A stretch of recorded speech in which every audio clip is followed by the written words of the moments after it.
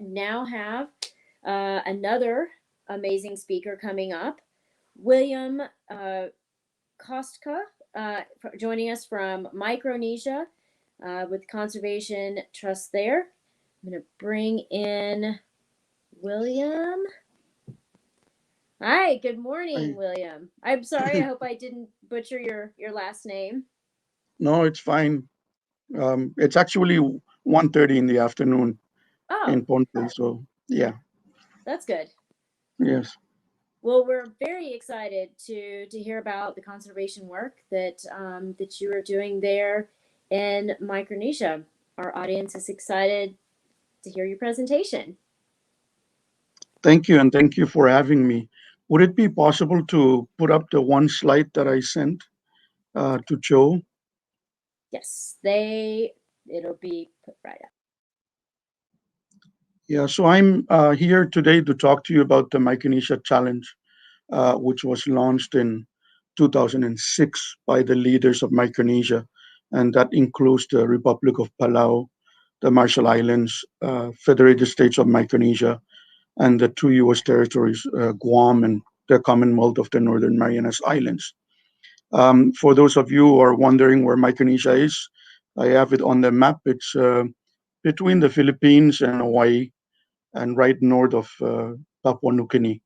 So we're that area right just above the northern um, um, Pacific, and we are in 2006. The leaders of Micronesia launched the Micronesia Challenge, which was the really the first regional commitment of its kind, and it has leveraged other similar efforts, the Coral Triangle Initiative, the Caribbean Challenge, the Western Indian Ocean Challenge, and the Aloha Plus Challenge.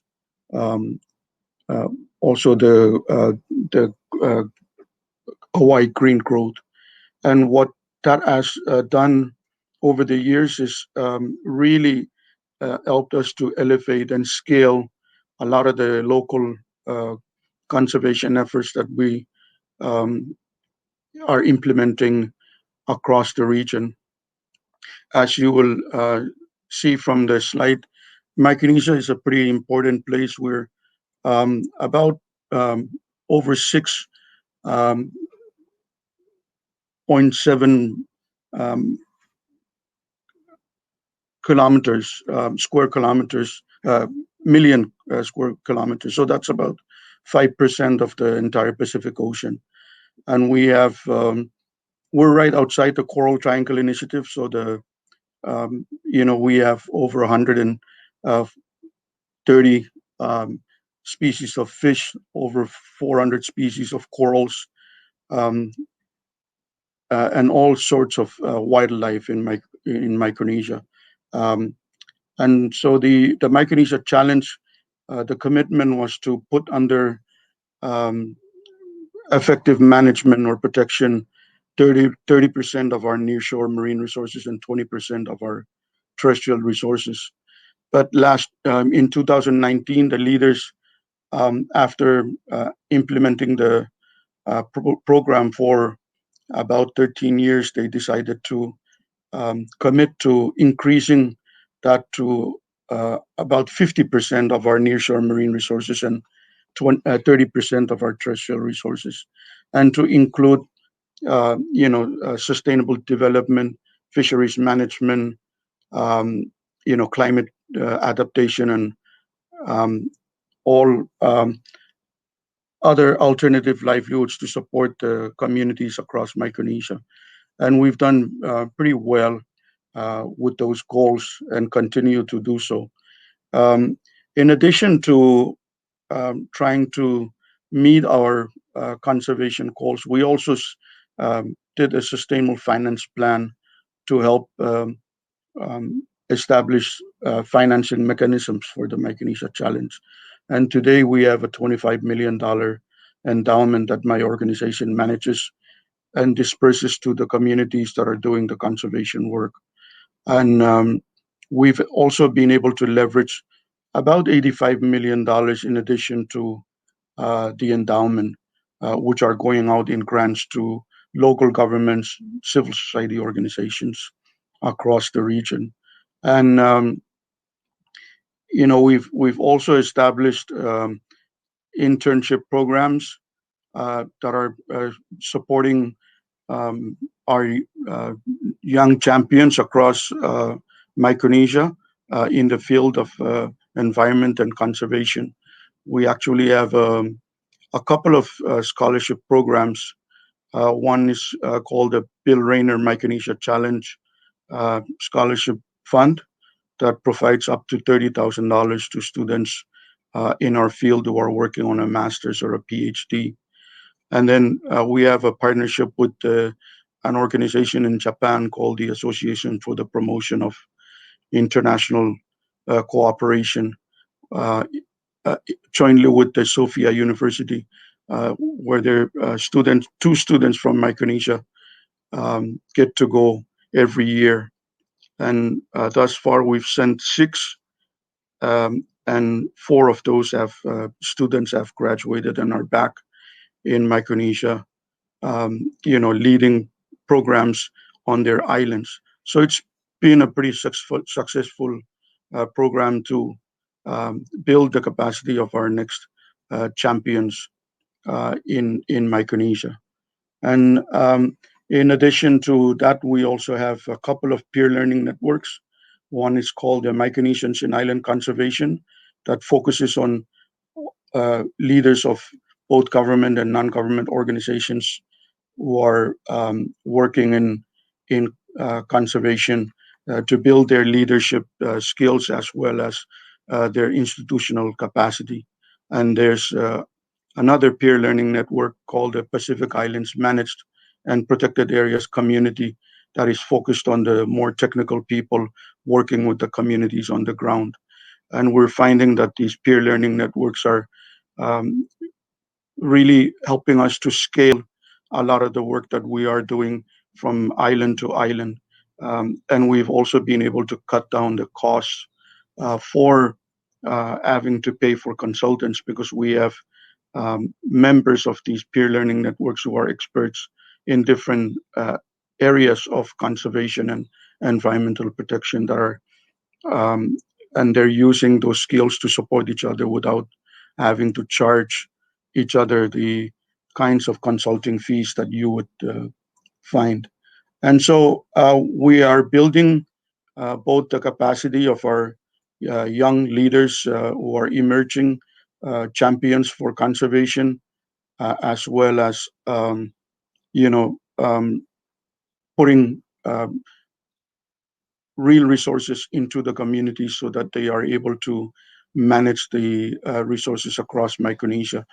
Um, we've worked in about 150 communities across Micronesia, and and provided, as I've said, about over $85 million to those communities, and that's what the Micronesia challenges uh, helped us to do.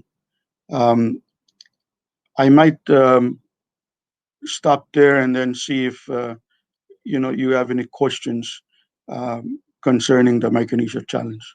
Thank you.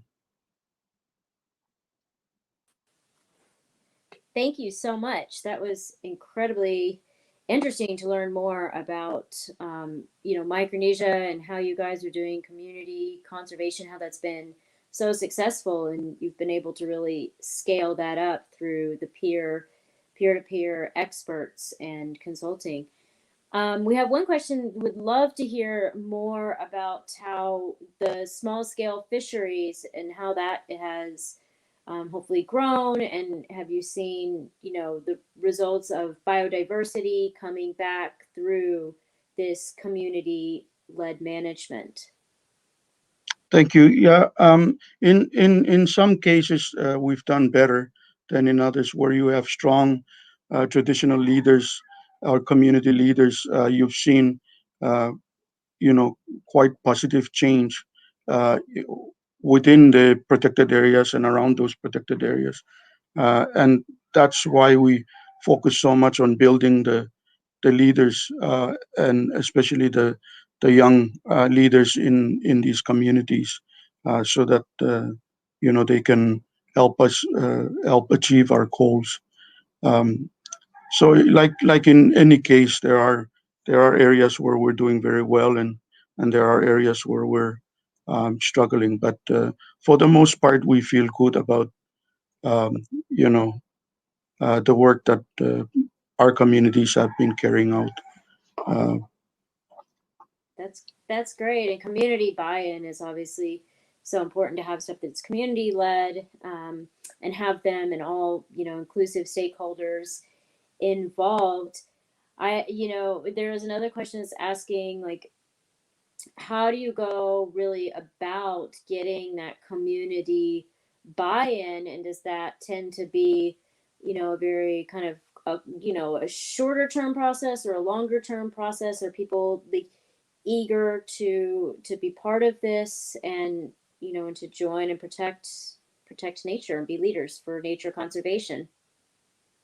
yeah, it takes a long time to build those relationships, and it can take a few years before they fully trust you, and before they are able to, you're able to help them with the skills and the knowledge that they need. And so it's a long-term process for us. And what we're finding is that, you know, uh, sometimes the leaders who are champions pass on, and we have to cultivate relationships with the next generation of leaders, so that the work can continue without being disrupted uh, too much. So, but yes, it takes a long time to build those relationships. That's why we're working with uh, the current leaders as well as those who are coming up, and we're finding that I've been doing this for over 20 years, and we're finding that um, it takes a long time to um, work on these issues, because you keep getting leadership changes, and that's why we have to work closely with the current leaders as well as the upcoming leaders. Have you seen, is it always do you have to always try something new with each community, or is there kind of a trend line that you've seen that helps this to be successful in building these relationships? Are there similar tactics or completely different tactics that you have to use to approach these? Yeah, well, Micronesia is a very diverse uh, region. There's, I think, more than 10 distinct languages. There are distinct cultures. And so you have to work and take a different approach in different areas as you're working. Things that are there are different land tenure systems as well. There are areas where the water is public land, and there are jurisdictions here where the water is owned privately by the communities, or in some cases even individuals. So yes, you have to be able to work with your local communities and find the right approach. The Micronesia Conservation Trust is mainly a financing organization and a capacity building organization. We do have local partners on the ground, conservation NGOs and civil society organizations that are working more closely with their people, and know the different approaches that work in different areas. That's great. Is there particular programs that you've seen have really flourished versus other ones? Their success just really kind of took off through this financing. Yeah, well, when you have in the jurisdictions where you have both government, non-government organizations, and traditional um, leaders that come together and work together with all the three. sectors working together, those seem to have worked uh, better for the most part. Where you don't have government support or you don't have a strong civil society uh, support, um, you will struggle. There will be challenges. So you have to have those three um, sectors working together very closely for things to be successful. And how Excuse are me. things with the challenge? How have they been through the COVID-19, pandemic time? Yeah, well, fortunately for the Marshall Islands, Palau, and the Federated States of Micronesia, we don't have any cases because we shut down our borders. Um, it's it's had some economic implications, Hmm. and I think in the FSM at least, more people went back fishing, and so it sort of increased the pressure on the reefs. But for the most part, it's not affected the work that our local partners are doing because they are in country or in the jurisdictions, and so they receive the grants from us and they're able to work with the local communities. We do have Guam and the Commonwealth of the Northern Marianas Islands, and they did get some cases, so they had to shut down, and that affected some of the work. But um, they're working. It seems that things are working out, and they're back out. Are able to help the communities continue with their programs. That's good. And if people hear this and think this is this is such a great initiative, and they want to get involved, how can they help? How can they get involved? Thank you. So there are several ways they can get involved. As um, you know, um, the Micronesia Challenge as a support team. So technical experts from all over the world, technical experts or technical organizations have lent their support, and they are able to provide guidance and the sorts of technical assistance that we need in terms of the science and all of that. And for those who are interested, they can get involved that way. They can reach out to. We do have a website, the Micronesia Challenge.org website, where they can reach out if they wanted to support. Um, and there are other ways as well. They can help to help us continue to build the endowment, especially the scholarship fund, so that we can train more Micronesians scientists to be able to come back and help us with the science that we lack. That's great. Um, we have a little bit more time. If there's anything else that you would like to share that about the challenge, or about the programs that the communities have up and running. Yeah.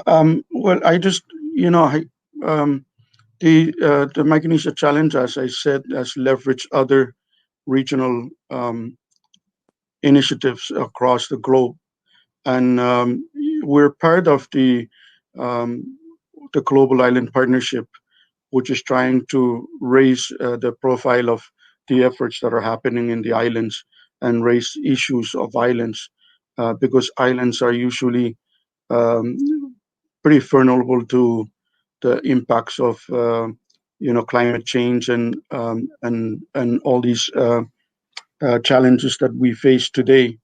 And so you know uh, by having the partnership, the Global Island Partnership, we're able to learn from other um, communities and other regions across the globe, and in that way we support each other, and we also learn from each other, and we keep each other energized, um, because sometimes you can feel that the global issues biodiversity conservation and climate change can sometimes be very daunting. And if you are doing this all by yourself, it gets pretty lonely, and you feel isolated. And by working in this community, the global community, then you feel that you have a better chance of making the changes that you need and scaling,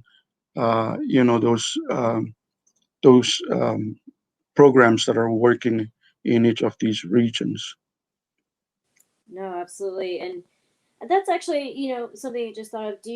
Is there, within the global islands community, is there like an exchange program that is set up so that experts can go, oh, you know what, I think this is some, that they're doing in this region, like, go over here and learn and get that hands-on experience and expertise, and then bring that back.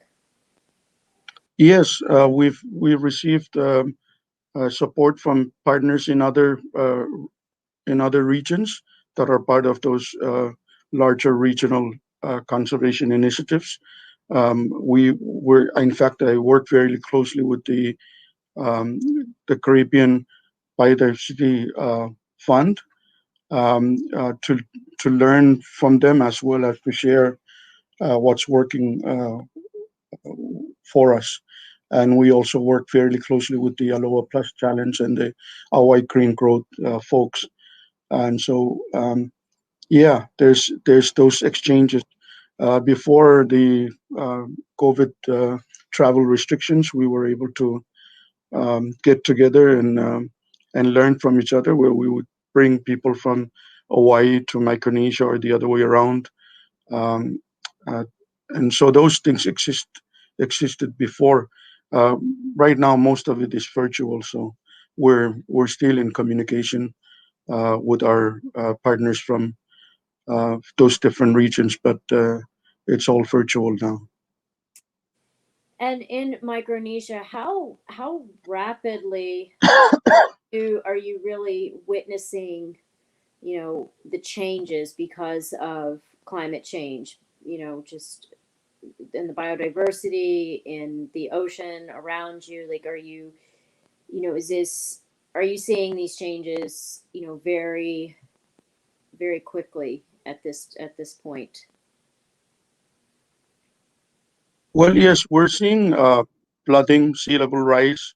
There are farmlands that are getting inundated with salt water. We even have islands that are splitting in half or eroding away. We see a lot of coral bleaching across Micronesia, and so those signs are there. But we have few scientists working in some of the uh, islands, and so that's why we are focusing on building the um, next group of scientists, so that they can come back and do the studies that will validate the anecdotal evidence that we are seeing across. Because of course you need to show for sure, um, by with science, that these are in fact climate change induced. No, But absolutely. yes, we are seeing families losing taro bits, uh, and they're especially in the outer islands, where their well water is getting inundated with salt water. So it's a big problem, and also the droughts are are getting more severe and more often now. Well, it's gonna be, I guess, you guys are really the canary in the coal mine on how fast things are changing. Very Yes. well. Thank you so much. This has been incredibly interesting to learn more about the Micronesia Challenge and all the great work that the financing from this challenge has been able to accomplish. Yes, thank you very much for having me on. And visit our website, and also you're all welcome to write to us, and we'll be happy to share the lessons that we've learned, and some of the successes that we've been able to achieve. Great. Yes, please, everybody, visit their website and get involved. Thank you.